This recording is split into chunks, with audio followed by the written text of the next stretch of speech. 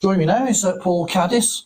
Well defended, I thought, for the most part of the match today, but you got done just the once.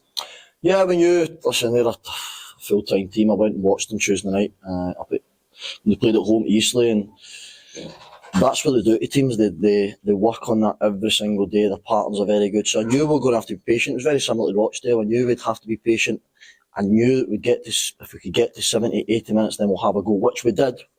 I know we lost the goal beforehand, but the best chances overall probably fell to us in the last 15, 20 minutes when we had that little bit of urgency. That was always the plan to try and soak it up for as long as we could, because you go chasing players of that quality and the patterns that they work on a daily basis, it's difficult. You end up getting played through, and I don't mind doing that with 15 minutes to go and you're trying to get back in the game. But all things considered, I thought the boys were excellent to a man. How hamstrung were you without Cisse and Odibay down the flanks today? Well, very hamstrung. We worked on something completely different. The plan was never to play a back three, but my hands were tied eventually. We lost Cisse and Topi as late as this morning. We trained Thursday. Cisse's been struggling a little bit, but the type of character he is, he wants to just keep playing. You guys, I don't know if you remember, he went down against Darlington and opened up his knee a little bit, so something we're going to have to look at. We'll try and get him hopefully scanned this week. Topi's got excuse the pun, but he's got a sore toe. His toe's been bothering him the last few days. Again, had offered to play, but I just felt the best thing was not risk it. We've got a lot of games coming up. The bigger picture would have probably been if Topi played today, he might have missed the next 2 or 3 games. So just made the decision that obviously we lost those two. So I think with those two in the team, and that's not taken away from the lads who played, we probably missed ball carriers. Cisse's a ball carrier, Topi was experience, and I think it's a different type when, with all due respect to Ollie and Skins and as wing backs, they're naturally defensive. But we had no other options, and that's as I said, we had two 16-year-olds on the bench with Rins and Lydon who could only manage 20, 25 minutes. Yeah, it seemed to me you couldn't find an outlet.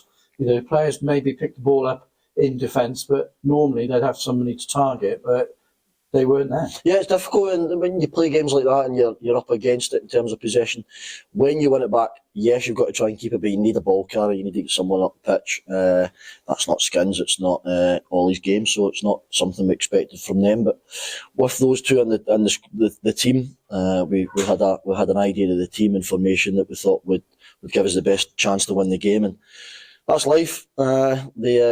They couldn't make it. Willow's obviously came. We were going to take Will off at half time. He's landed on his shoulder. We don't know if it came out or not. And so yeah, just one of those days. So we had to get Will off the pitch, and we'll assess that this week as well. And having said that, when you did get on the front foot as a team towards the end of the match, you could easily have taken it to penalties. Yeah, we knew. The one thing that pleases me the most is we're part time. We get the boys 4 hours a week, and they look to fit a team. I thought the last 15, 20 minutes we were on the front foot, we were putting balls in the box, we were getting down the side, we were getting chances, we were getting corners, the crowd were getting going. I thought we were unlucky not to probably get a goal and take it to penalties, but they're a good side. They win their game in hand, they go 4th in the National League, so they're a very good side. Again, they work on those patterns every day, they're difficult to play against. But I'm really proud, really pleased with the players, and we've had a good campaign, and now we've just got to focus on the league.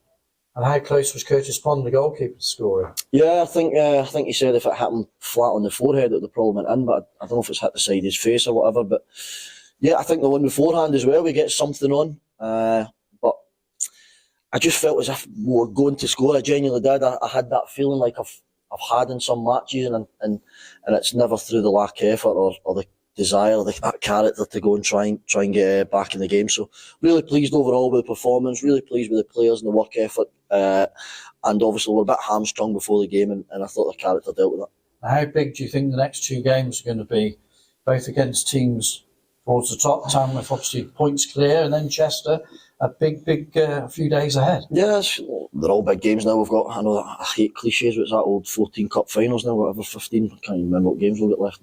Head's frazzled at the moment. Yeah, it'll be very tough. Tamworth, everyone expected them when obviously they beat us a good few months ago. Everyone expected them to fall away, and they haven't. So credit to them. They're top of the league by a good distance, deservedly so. So we'll give them the respect that that they deserve. We've obviously don't want to look too far with Chester as well, but it's going to be a tough couple of games. But we have a target in mind. We are still, the grand scheme of things is we're 5 points off last season's total with 14 games to go.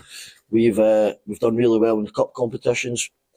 Not many teams will come here and turn us over. So we're quietly confident in there that we can go and get the points that we need. And it's very rare that you don't score here at Edgar Street, so you become an entertaining team. Yeah, but listen, do we want to entertain? Yeah, absolutely we want to entertain, but we want to win football matches. So if it's winning 1-0 with a scrappy on goal, then so be it. But if we can go and get goals on the board, we know that we've got a poor goal difference. We recognise that. That's life. We've just got to get on with it. As long as we win the games of football, then that'll keep me happy. Thanks very much. Thank you.